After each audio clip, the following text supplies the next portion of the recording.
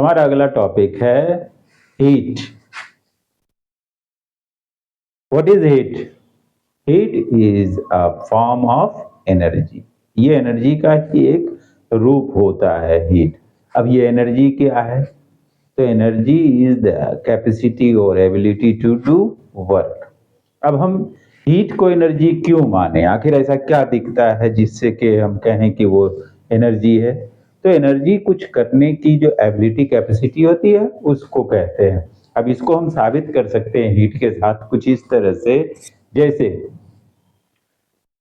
Mummy को खाना बनाते हुए हमने देखा है, जब भी पानी गर्म हो जाता है, उबलने लगता है, तो वो उस बर्तन के लीड को बार बार ऊपर की तरफ पुश करता है।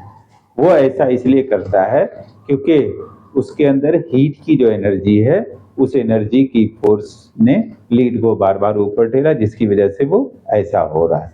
तो हम इस तरह से कह सकते हैं साफ साफ कि heat is a form of energy. अब आगे देखिए, हीट को मेजर करने के लिए टेम्परेचर की जरूरत होती है। टेम्परेचर असल में है क्या?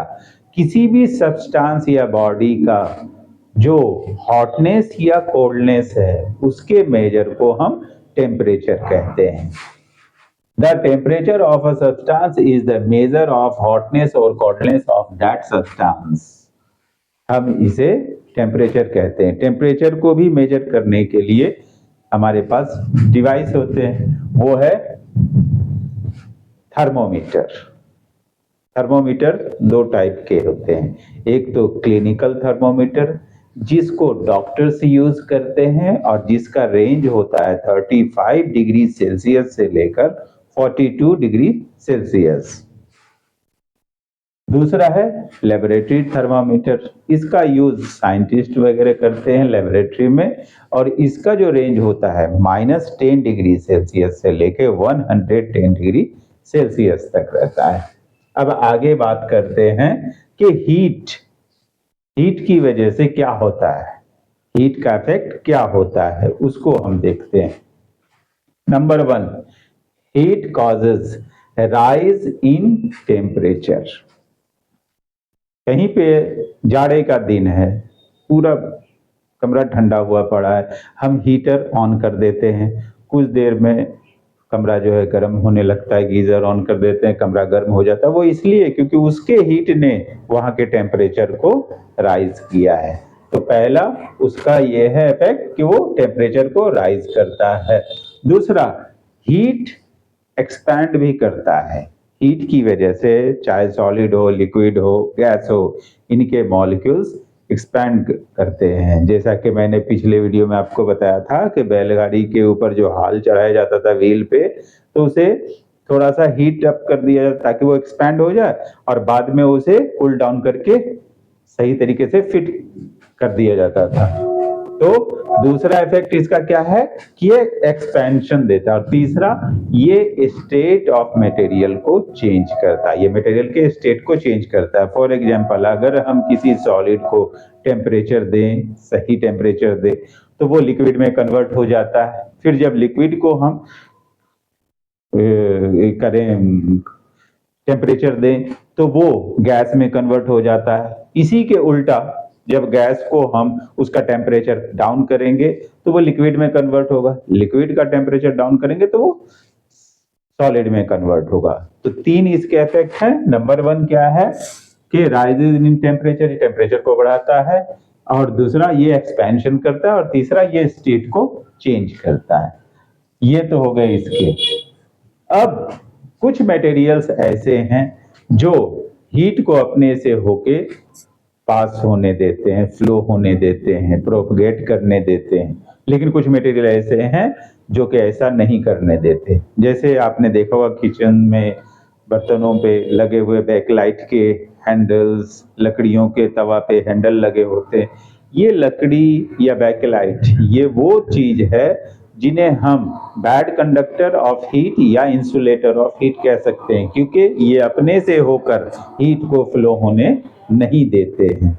और वो सारे मटेरियल, आयरन, मेटल्स, इन सब के जैसे जो अपने से होकर हीट को प्रोपगेट करने देते हैं, फ्लो करने देते हैं, पास होने देते हैं, उन्हें हम कहते हैं गुड कंडक्टर ऑफ हीट या कंडक्टर ऑफ हीट। अब बारी आती है इसके बाद कि प्रोपगेशन ऑफ हीट, हीट का ट्रेवल करना, हीट का ट्रांसफर होना। तो हीट तीन तरीके से प्रोपगेट करता है।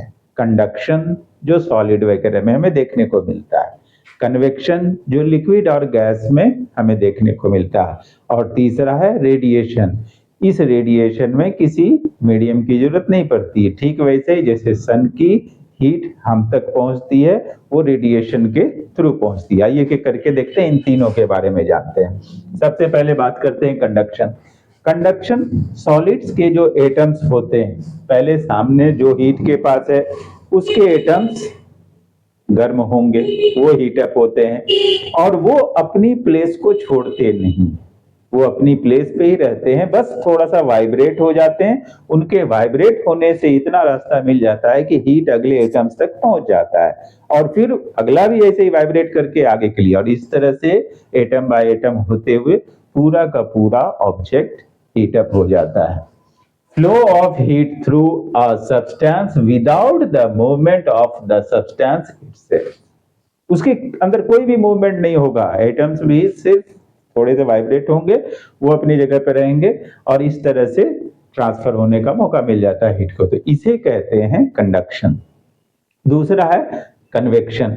कन्वेक्शन होता है लिक्विड और गैस में। जैसे आपने भी घर में देखा होगा,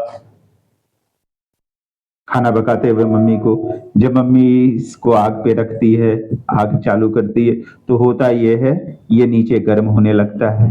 अब जब गर्म होता है तो इस तरह से ऊपर निकलने लगता है। जब ये निकलता है तो कुछ इस तरह से उबाल हमें देखने को मिलता है। ये गर्म, इसके जो एटम्स हैं ये ऊपर की तरफ चले गए, वाटर के मॉलिक्यूल्स, और ठंडा वाला उस तरफ आ गया, फिर वो इस तरह से गर्म हुआ, फिर इस तरह से बारी बारी करके सारे मॉलिक्यूल्स इस तरह से हीट अप हो जाते हैं। इसको हम कहते हैं कन्वेक्शन। जैसे सॉलिड में कंडक्शन होता है तो लिक्विड में convection. Transfer of heat in a liquid by the movement of the liquid और गैस। इसके अंदर जो मूवमेंट की वजह से होता है, जबकि इसमें मूवमेंट नहीं होता है, हल्का सा वाइब्रेट करते हैं। Radiation, the process by which heat travels without the help of any material medium.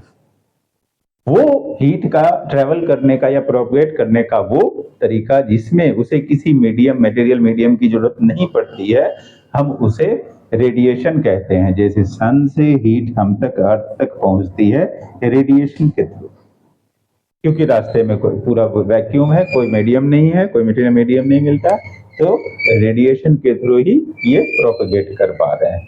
I hope आप लोग हीट को समझ गए होंगे और इसके ऊपर और थोड़ा सर्च करें, जानें और इससे फायदा उठाएं। मेरे वीडियो को लाइक, सब्सक्राइब करते रहें और कमेंट अक्सर करें। Thank you.